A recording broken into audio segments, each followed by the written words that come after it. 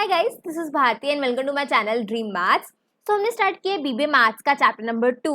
कल हमने स्टार्ट किया था जिसमें हमने देखा था कि स्लोप ऑफ अ लाइन क्या होता है और उसके लिए हमने दो फॉर्मूलाज किए थे, राइट। लेकिन आज की क्लास में हम उन्हीं फॉर्मूला से रिलेटेड सारे क्वेश्चंस करेंगे जो मोस्ट इंपॉर्टेंट है, आपके एग्जाम में आते ही हैं, तो इनको ध्यान से समझना। तो सबसे पहले हम देखेंगे स्लोप ऑफ अ लाइन। मैंने आपको जो दो फॉर्मूलाज करवाए थे कल, उसको फटाफट से डिस्कस करेंगे, फिर उससे रिलेटेड क्वेश्चंस करने वाले हैं। हर क्वेश्चन में आपको एक की पॉइंट बताऊंगी, अगर आपको पता हो, जैसे मैंने फर्स्ट चैप्टर में हर क्वेश्चन में आपको बताया था कि इस क्वेश्चन में मेन पॉइंट क्या है जो आपको लर्न रखना है, वो मैं आपको बताऊंगी, जो आप पेंसिल से अपने बुक में नोट करोगे, सो दैट जब आप रिवाइज करो आपको क्वेश्चन फटाफट से समझ आए। ठीक है, पहले फॉर्मूला देख लेते हैं स्लोप ऑफ अ लाइन का। हमने देखा था कि अगर हमें कोई एंगल दे रखा है, सपोज 45, 60, तो इस एंगल से हम कैसे स्लोप निकाल सकते हैं? By the formula m is equals to tan theta. Means अगर आपको एंगल दे रखा है, आप उसका स्लोप tan थीटा से निकाल सकते हैं। ये हमने कल की क्लास में सीखा था।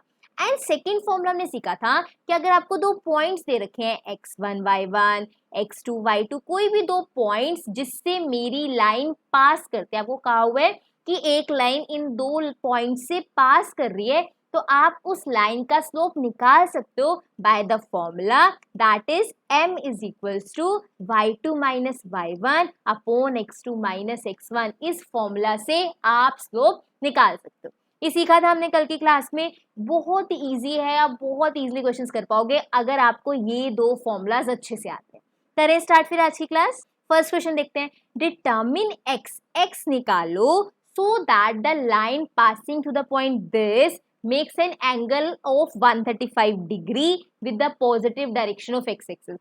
वो कह रहा है आपको x की वैल्यू निकालनी है। ठीक है, निकाल लेंगे। उसने हमें दो पॉइंट्स भी दे दिए 3, 4, x5। उसने एंगल भी दे दिया 135 डिग्री, है ना। x की वैल्यू निकालनी है, पॉइंट्स भी दे दिए, एंगल भी दे दिया, तो अब हम कैसे x की वैल्यू निकालेंगे? अब ध्यान से समझो। मुझे पता है मुझे पॉइंट से भी स्लोप निकालना आता है और मुझे एंगल से भी स्लोप निकालना आता है। एक लाइन का एक ही स्लोप होगा ना, चाहे इस फॉर्मूला से निकालूं चाहे इस फॉर्मूला से, है ना। मैं क्या करूंगी, मुझे कुछ पता नहीं लग रहा, एक्स की वैल्यू निकालनी, कैसे निकालूंगी? मैं इस वाले मेथड से, मतलब अगर मुझे पॉइंट्स दियो उस मेथड से कैसे स्लोप निकालते हैं मैं वो भी निकाल दूंगी, और हम एंगल से कैसे स्लोप निकालते हैं वो भी निकाल दूंगी, और उन दोनों स्लोप को इक्वल कर दूंगी, क्योंकि स्लोप इक्वल आने चाहिए ना। है तो एक ही लाइन के स्लोप ना, वहां से मुझे x की वैल्यू मिल जाएगी। आपको समझ आया मैं क्या बता रही हूँ? क्वेश्चंस कैलकुलेशंस करेंगे, लेकिन आपको स्टेटमेंट देख के एग्जाम में ये समझ आना चाहिए कि आपको एग्जैक्टली करना क्या है। समझ आई ये चीज? तो पहले मैं इन पॉइंट से रिलेटेड क्या निकालूंगी? स्लोप निकालूंगी। मेरे पास फॉर्मूला क्या है? y2 minus y1 upon x2 minus x1। हम कैसे करेंगे? ये मेरे पास x1 है, ये y1, ये मेरे पास x2 है, ये y2। आपको कैसे ध्यान रखना है? y वाले में से y वाला माइनस करना है, that is 5 minus 4 upon x में से x वाला माइनस करना है, that is x minus 3। That will be 1 upon x minus 3। मतलब अगर मैं पॉइंट्स वाले से स्लोप निकालू तो मेरा स्लोप आ रहा है 1 अपॉन x माइनस 3। इसमें कोई दिक्कत? चले आगे। No next is theta 135 degree. अगर थीटा 135 डिग्री है तो भी मुझे स्लोप निकालना आता है। कैसे? m is equals to tan theta. आप थीटा की जगह क्या डालेंगे? 135। लेकिन जो वैल्यूज मैंने आपको लर्न करवाई थी उसमें 135 तो नहीं था, फिर मैं tan 135 कैसे निकालूंगी? That will be tan 180 minus 45। मैंने आपको बताया था कि आपके पास कोई भी ऐसी वैल्यू आप उसको 180 के टर्म्स में लिखोगे, एंड 180 माइनस 45 135 होता है। चले आगे। अब क्या करेंगे? ये tan को एज इट इज नोट करना है, क्योंकि यहाँ माइनस है इसको बाहर लिखेंगे, that will be 45 as it is. 180 का कुछ नहीं करना हमें, that is minus tan 45, and tan 45 is 1 minus 1। मतलब यहां से मेरा स्लोप क्या है? -1। एंड अगर मैंने पॉइंट्स की हेल्प से निकाला, मेरा स्लोप क्या है? 1 अपॉन x माइनस 3। तो मैंने एक ही लाइन के दो मेथड से स्लोप निकाल दिए, पर ये स्लोप तो इक्वल होने चाहिए, क्योंकि स्लोप एक लाइन का एक ही होता है। तो दो अलग अलग स्लोप्स कैसे हो सकते हैं? मैं यहाँ से जो स्लोप निकाला एंड जो यहाँ से निकाला, दोनों को इक्वल कर दूंगी, मुझे मेरी x की वैल्यू मिल जाएगी। देखो यहाँ से स्लोप क्या आया था? 1 अपॉन x माइनस 3। दूसरे मेथड से क्या आया था? -1, इन दोनों को मैंने क्या कर दिया, इक्वल कर दिया। अब यहाँ पे क्रॉस मल्टीप्लाई करते हैं, इसको इससे एंड इसको इससे। अगर इसके नीचे कुछ नहीं लिखा तो आप 1 लिख देते हैं। That will be 1 is equals to -1 into x minus 3, that will be -x plus 3। जब ये माइनस अंदर जाता है सबके साइन चेंज हो जाते हैं, तो ये -x बन जाएगा और ये माइनस इसको क्या बना देगा, प्लस बना देगा। 1 is equals to -x plus 3, ये प्लस है, इधर आके क्या हो जाएगा, -1 minus 3 equal to -x plus minus minus 3 में से 1 गई 2, साइन बड़े वाले का 3 के साथ माइनस है, यहाँ पे माइनस आएगा इक्वल टू -x। ये माइनस से माइनस कैंसिल, x की वैल्यू क्या आ गई, 2, x हमारे पास क्या आ गया, 2 आ गया। तो जो मुझे वैल्यू निकालनी थी यहाँ पे किसकी निकालनी थी, x की, तो x की वैल्यू क्या आ गई, 2। तो आपको ये समझना है, आपको पॉइंट्स भी दे दिए, आपको एंगल भी दे दिया, दोनों से स्लोप निकालो और इक्वल कर दो। बहुत इजी है, आप बहुत इजीली कर सकते हो। नेक्स्ट क्वेश्चन पे चलते हैं। आई होप आपको फर्स्ट क्वेश्चन क्लियर है। ऐसे ही हम क्वेश्चंस को समझेंगे और उसके अकॉर्डिंग अपने फॉर्मूलाज लगाएंगे, ठीक है। नेक्स्ट क्वेश्चन क्या कहते हैं, find the value of k, कि k की वैल्यू निकालो for which the point these are collinear. आपको k की वैल्यू निकालनी है और दिया हुआ है ये पॉइंट्स क्या है, कोलिनियर है। बहुत इजीली आप कर सकते हो। देखो कैसे, आप फर्स्ट पॉइंट को नेम दे दो a, सेकंड पॉइंट को नेमिंग दे दो b एंड थर्ड पॉइंट को c। अगर आपको पॉइंट्स को लीनियर दे रखे हैं तो एक कंडीशन होती है, क्या कंडीशन है, बिल्कुल ध्यान से आराम से नोट करो, slope of A B is equals to slope of B C. बहुत इजी है, अगर आपको ये पॉइंट पता है आप बहुत इजीली क्वेश्चन कर लोगे। अगर आपको 3 पॉइंट्स को लीनियर दे रखे हैं तो फर्स्ट 2 का स्लोप सेकेंड थर्ड के स्लोप के इक्वल होता है। इसी प्रॉपर्टी का यूज करके मैं अपनी के की वैल्यू निकाल लूंगी। इस प्रॉपर्टी को आपको माइंड में रखना है, तभी आपसे क्वेश्चन होगा। देखो स्लोप का फॉर्मूला आता हो लेकिन अगर आपको ये प्रॉपर्टी नहीं पता तो क्वेश्चन कैसे करोगे। तो इसीलिए बोल रही हूँ हर क्वेश्चन में की पॉइंट है जो आपको माइंड में रखना है, ठीक है। आप स्लोप ऑफ ए बी कैसे निकालेंगे, ध्यान से देखो, y2 minus y1, so 1 minus -1 upon x2 minus x1, that is 2 minus k equal to slope of B C का स्लोप निकालना है, तो that will be 5 minus 1 upon 4 minus 2, y2 minus y1 upon x2 minus x1 करा है। y वालों में से y वाले माइनस होंगे, x वालों में से x वाले माइनस होंगे, इसमें कोई दिक्कत, क्लियर है ये चीज। अब बस इसको सॉल्व करना है, हमें k की वैल्यू मिल जाएगी। देखो कैसे, 1 माइनस -1 अपॉन क्या लिखा है यहाँ पे 2 minus k, okay 5 minus 1 is 4 upon that is 4 minus 2 is 2। मैंने यहाँ पे माइनस करके लिख दिया, यहाँ पे 5 माइनस 1 था 4 लिख दिया, 4 माइनस 2 था नीचे 2 लिख दिया। अब आगे देखो, अब हम करेंगे क्रॉस मल्टीप्लाई। क्रॉस मल्टीप्लाई से पहले यहाँ पे minus minus plus, that will be 1 plus 1 upon 2 minus के अपॉन 4 बाय 2। यहाँ पे 1 प्लस 1 क्या बन जाएगा 2 अपॉन 2 माइनस के, यहाँ पे 2 1 द 2, 2 2 द 4, ये बन गया 2 बाय 1। पहले सिंप्लीफाई कर दिया ताकि हम इजिली क्रॉस मल्टीप्लाई कर पाए, ठीक है। नाउ क्रॉस मल्टीप्लाई करते हैं, that will be 2 is equals to 2 into 2 minus k. अगर आप स्टेप बाय स्टेप चीजों को समझेंगे टफ लग ही नहीं सकती। That will be 2 is equals to 4 minus 2 के, यहाँ पे बन जाएगा ये -2, दैट विल बी -2 के। जब 4 इधर आके क्या होगा, माइनस होगा, 2 माइनस 4 इज -2, ये माइनस से minus cancel, 2 is equals to 2 k. अब ये 2 इधर मल्टीप्लाई हो रहा है, इधर आके क्या हो जाएगा divide, that is k equal to 1। मतलब मेरे पास k की वैल्यू क्या बन गई, 1 मिल गई मुझे, क्लियर है चीज। और इसी k की वैल्यू चाहिए थी, ये तब हमें क्वेश्चन एग्जाम में आएगा जब हमें ये प्रॉपर्टी पता होगी। सो इस क्वेश्चन का क्या स्टार पॉइंट था कि अगर आपके पास कोलिनियर पॉइंट है तो स्लोप ऑफ ए बी किसके इक्वल होगा, स्लोप ऑफ बी सी के। ये आपको अच्छे से माइंड में रखना है, क्वेश्चन हो जाएगा एग्जाम में। चलें आगे, बहुत इजी क्वेश्चन है। थर्ड क्वेश्चन देखते हैं, prove that the line joining this and this is parallel to the line joining this. ये बहुत इजी क्वेश्चन है, मतलब एकदम इजी क्वेश्चन। वो कह रहा है कि इन 2 पॉइंट से जो लाइन बनेगी, चलो ठीक है, 6 माइनस 4 माइनस 3 2, और जो इन 2 पॉइंट से लाइन बनेगी 1 3 माइनस 2 5, इससे एक लाइन बनेगी मेरे पास, इससे एक लाइन बनेगी मेरे पास। मुझे ये शो करना है कि जो लाइन इन पॉइंट से बनेगी और जो लाइन इन पॉइंट से, मतलब जो लाइन इन पॉइंट से पास कर रही है, वो दोनों लाइंस पैरेलल हैं। अगर आपको दो लाइंस को पैरेलल दिखाना है, ध्यान से सुनो आराम से, अगर आपको दो लाइंस को पैरेलल दिखाना है, उनके स्लोप इक्वल दिखा दो, ठीक है, उनके स्लोप क्या दिखा दो, इक्वल। मैं इनका स्लोप निकालूंगी, इनका स्लोप निकालूंगी, अगर इन दो लाइंस के स्लोप इक्वल आ जाते हैं तो ये दो लाइंस क्या होंगी, पैरेलल होंगी। दो लाइंस को पैरेलल दिखाने का क्या मतलब है, पैरेलल का मतलब बिल्कुल शॉर्ट फॉर्म में लिख लो, अगर आपको दो लाइंस को पैरेलल दिखाना है, पैरेलल के लिए साइन ये यूज करते हैं, तो आपको उनके स्लोप सेम दिखाने हैं। अगर दो लाइंस के स्लोप सेम आ गए इट मींस वो पैरेलल है।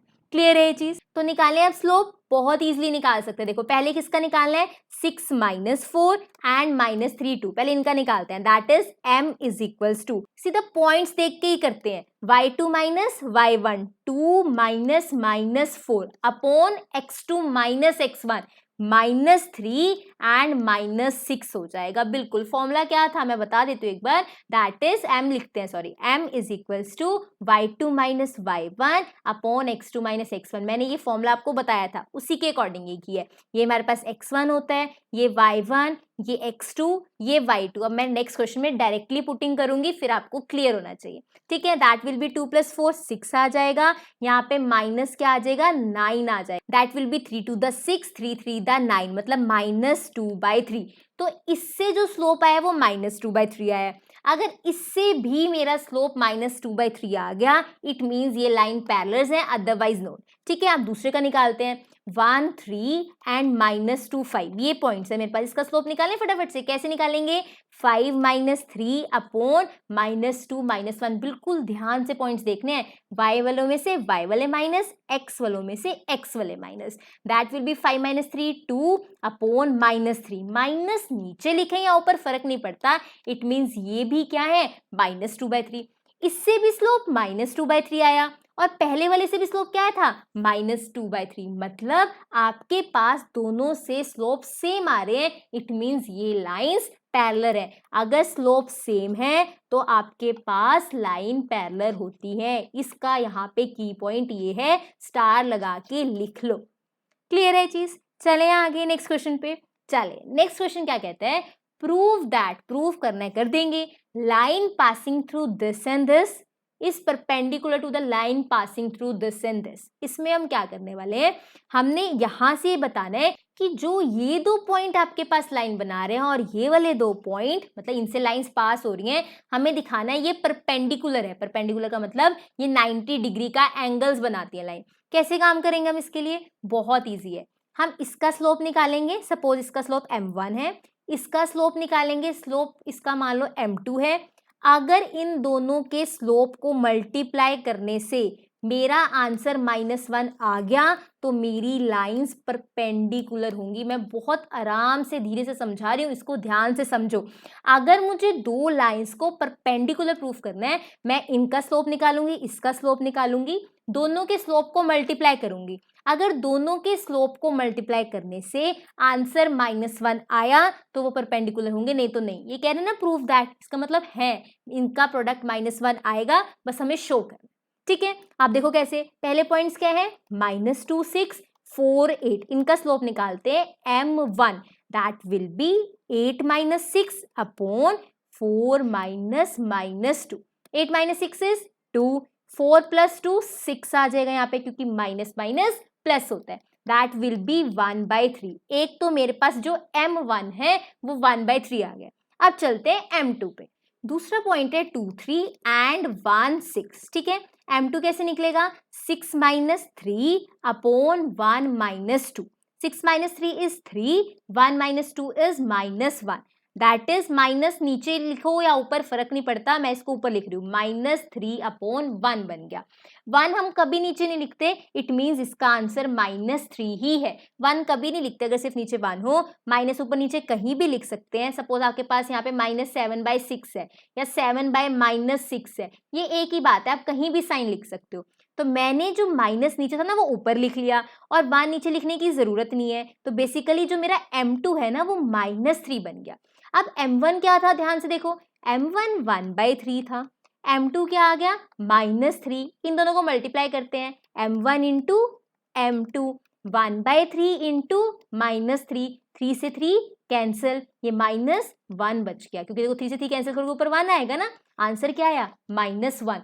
दोनों को स्लोप को मल्टीप्लाई करके -1 आ रहा है, इट मीन्स मेरे पास लाइन क्या है, परपेंडिकुलर है ना। इजी, बहुत इजीली कर सकते हो अगर आराम से ध्यान से चीजों को नोट करते चलो। अगर आपको लाइंस पैरेलल शो करनी है, आप क्या करो, आप दोनों का स्लोप निकालो और इक्वल प्रूफ कर दो, वहां पे लाइंस पैरेलल हो जाती हैं। लेकिन अगर आपको लाइंस परपेंडिकुलर शो करनी है, दोनों का स्लोप निकालो, उनको मल्टीप्लाई करो, उनका प्रोडक्ट -1 आना चाहिए, तो लाइंस परपेंडिकुलर होती हैं। ठीक है, पैरेलल के लिए दोनों के आंसर, दोनों के स्लोप सेम आएंगे, परपेंडिकुलर के लिए दोनों के स्लोप को मल्टीप्लाई करो तो आंसर -1 आएगा, इसमें कोई दिक्कत। चले आगे, बहुत इजी क्वेश्चंस हैं, बस की पॉइंट्स को माइंड में रखना है। Now next is what is the value of y so that line through this and this is perpendicular to the line through this. मतलब आपको y की वैल्यू निकालनी है और आपको पॉइंट्स दिए गए हैं 3y 2 7, ठीक है, इससे एक लाइन है, एंड 2 3 -1 -2 इससे एक लाइन है। अब मेरी बात ध्यान से सुनो, आपको y की वैल्यू निकालनी है, इन दोनों लाइंस को परपेंडिकुलर कहा गया है, मतलब आप इससे स्लोप m1 निकालोगे, इससे स्लोप m2 निकालोगे, क्योंकि ये परपेंडिकुलर है तो m1 इंटू m2 क्या करोगे -1। जब आप ये प्रॉपर्टी लगाओगे ना, आपको उसकी हेल्प से y की वैल्यू मिल जाएगी। कहीं आप ये तो नहीं सोच रहे क्वेश्चन मैं करवाऊंगी, नहीं, ये आपका होमवर्क क्वेश्चन है, एंड y की वैल्यू मैं यहाँ पे मेंशन कर दूंगी सो दैट आप मैच कर पाओ। क्लियर है चीज, बहुत इजी क्वेश्चन है। प्रॉपर्टी मैंने आपको बता दी कि m1 इंटू m2 -1 करना, आपको y की वैल्यू इसी को सोल्व करते करते मिल जाएगी। चले आगे, this is your homework question. Now next question देखो, next is without using Pythagoras theorem show that these are the vertices of a right angle triangle। मुझे Pythagoras theorem का यूज नहीं करना, लेकिन ये शो करना है कि ये जो वर्टिसेस है ना, ये राइट एंगल ट्रायंगल के। Pythagoras theorem का यूज नहीं करना मतलब, आपको अगर याद हो मैंने चैप्टर 1 में बताया था, P square plus B square equal to H square, this is the Pythagoras theorem. मतलब दो साइड के स्क्वायर्स का सम थर्ड साइड के स्क्वायर के इक्वल होगा। हम ऐसे पाइथागोरस से प्रूफ करते हैं कि ट्रायंगल राइट एंगल ट्रायंगल है, लेकिन यहाँ पे हम साइड्स का यूज नहीं कर सकते। स्लोप की हेल्प से कैसे शो करेंगे कि ये राइट एंगल ट्रायंगल है, बहुत ईजी है।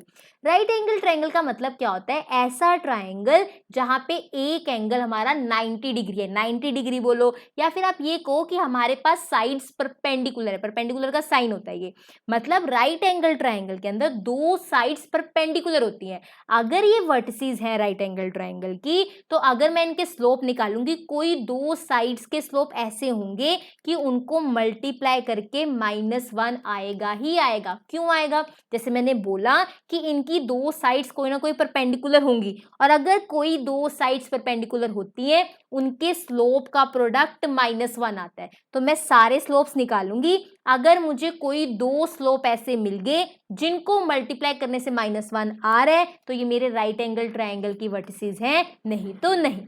क्लियर हुआ कंसेप्ट, नहीं हुआ थोड़ा सा है अभी दिक्कत, अभी क्वेश्चन करवाऊंगी, क्लियर हो जाएगा। देखो कैसे, मेरे पास तीन वर्टिसेस दे रखी हैं, पहले मैं ए लेती हूँ दैट इज 4 4, बी लेती हूँ मैं 3 5, एंड सी लूंगी मैं -1 -1। ठीक है, मैं सारे स्लोप्स निकालूंगी, ए और बी से m1 निकालूंगी, ध्यान से समझो, बी और सी से मैं m2 निकालूंगी, एंड ए और सी से मैं m3 निकालूंगी, ध्यान से समझो, ए और बी से m1, बी और सी से m2, ए और सी से m3। मुझे नहीं पता कौन सी लाइंस परपेंडिकुलर है, मैं सबके स्लोप्स निकाल लूंगी। अगर मैं m1 की बात करूं, सिंपली फटाफट से 5 - 4 अपॉन 3 - 4 दैट इज 1 अपॉन -1, मतलब फाइनली -1 आ गया m1।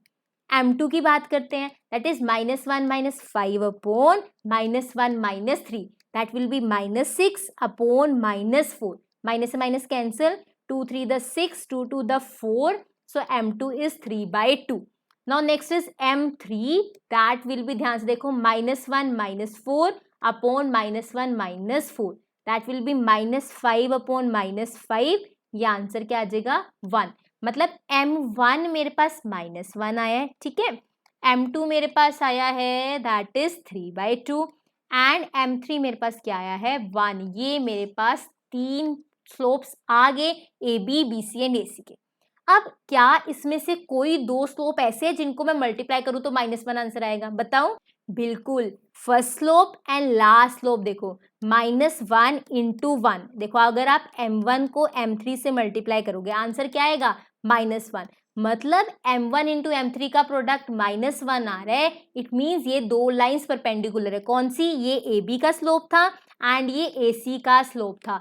AB is perpendicular to AC, दो साइड्स परपेंडिकुलर हैं, इट मीन्स ये राइट एंगल ट्राइंगल है। ये चीज क्लियर है? बहुत इजी क्वेश्चंस हैं, इनको एक बार समझना, खुद से करना, फिर भी कोई डाउट हो दोबारा देखना, लेकिन ये इंपॉर्टेंट क्वेश्चंस हैं और इजी हैं अगर आप एक बार प्रैक्टिस करोगे अच्छे से। ठीक है, नेक्स्ट क्वेश्चन देखते हैं। Next question is the last question for today. क्या कह रहा है? ABC are the vertices of a triangle, show that the line joining the mid points of AB and AC is parallel to BC and is half of it. क्या बोल रही है? ABC क्या है? वर्टिसेस है ट्राइंगल के। पहले triangle ही बना लेते हैं। लो जी, बिल्कुल बनाएंगे हम।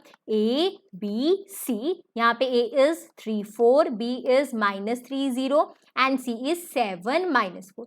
ये वर्टिसेस हैं किसके? ट्राइंगल के। Show that joining the mid point की एक लाइन है जो ज्वाइन कर रही है मिड पॉइंट्स ऑफ AB का मिड पॉइंट देखो, ये केवल ये AB का मिड पॉइंट है, ये AC का मिड पॉइंट है। उन्होंने कहा कि एक लाइन बनाओ जो मिड पॉइंट है किसके? AB के एंड AC के। ठीक है, ये मैंने AB और AC के मिड पॉइंट से एक लाइन बना ली। शो करना है इज पैरेलल टू BC की ये जो लाइन है ना, ये BC के पैरेलल है। अगर मुझे सपोज मैंने इसका नाम D लिख दिया, सपोज इसका E, मुझे DE को पैरेलल दिखाना है किसके? BC के। अगर दो लाइंस को पैरेलल दिखाना है तो उनके स्लोप को क्या दिखा देंगे हम? इक्वल दिखा देंगे। तो अगर मुझे दिखाना है कि DE पैरेलल है BC के, तो मैं ये दिखा दूंगी कि DE का स्लोप BC के इक्वल है। इसमें कोई दिक्कत? चले आगे। नो, BC का स्लोप तो इजीली निकल जाएगा क्योंकि उसके पॉइंट्स गिवन है। मेरे को गिवन है ना उसके पॉइंट्स, अगर मुझे पॉइंट्स गिवन है तो मैं निकाल सकती हूँ स्लोप। लेकिन DE के पॉइंट्स कोऑर्डिनेट्स नहीं गिवन, तो मैं स्लोप कैसे निकालूंगी? पर मुझे ये तो पता है ना कि D मिड पॉइंट है। किसका मिड पॉइंट है? AB का। और बाय मिड पॉइंट फॉर्मूला मैं D की वैल्यू निकाल सकती हूँ। देखो कैसे? AB दिया हुआ है मेरे पास, A ये रहा, सपोज B ये रहा, D मिड पॉइंट है AB का। अगर कोई किसी का मिड पॉइंट होता है, हमें A और B पता है, हम कोऑर्डिनेट्स निकाल सकते हैं। सपोज इसके कोऑर्डिनेट्स x1 y1 है, इसके कोऑर्डिनेट्स x2 y2 हैं, D मिड पॉइंट है, तो D के कोऑर्डिनेट्स कैसे होंगे? x1 वालों को ऐड करो, ठीक है, डिवाइड बाय 2, y वालों को ऐड करो, डिवाइड बाय 2। बहुत इजीली हम मिड पॉइंट निकाल सकते हैं। ये हमने चैप्टर 1 में मिड पॉइंट फॉर्मूला में सीखा था। तो अगर मुझे इस D के कोऑर्डिनेट्स निकालने, that will B x1 plus x2 divide by 2, y1 plus y2 divide by 2। ऐसे ही हम करने वाले हैं। अब D क्या है? A और B का मिड पॉइंट। ये रहा इसका x वाला कोऑर्डिनेट, ये रहा इसका x वाला कोऑर्डिनेट। आप देखो 3 प्लस -3 डिवाइड बाय 2, ये तो 0 बन गया, तो इसका पहला कोऑर्डिनेट 0 हो गया। सेकंड देखो, ये रहा 0 plus 4 divide by 2, that will be 4 by 2। Answer क्या आएगा? 2। मतलब इसका पॉइंट क्या है? 0,2। बाय मिड पॉइंट फॉर्मूला आप ही निकाल सकते हो। अगर आपने फर्स्ट चैप्टर की सारी वीडियोस देखी है, ये आपको इजी लग रहा होगा। नाउ ई पॉइंट से कोऑर्डिनेट देखते हैं। ई किसका मिड पॉइंट है? AC का। C क्या है? देखो 7 प्लस 3 डिवाइड बाय 2, ये E का फर्स्ट पॉइंट होगा। दूसरा देखो 4 minus 4, 4 plus -4 divide by 2, that will be 10 by 2, 0 by 2, मतलब ये आ गया 5,0। तो E के पॉइंट क्या है? 5,0। मेरे पास ABCDE सारे पॉइंट्स आ रहे। सो अब नीट एंड क्लीन से ट्राइंगल बनाते हैं। मेरे पास ABC आ चुका है, ABC पहले से ही दिया हुआ था, दैट इज 3 4 -3 0 एंड 7 -4, राइट।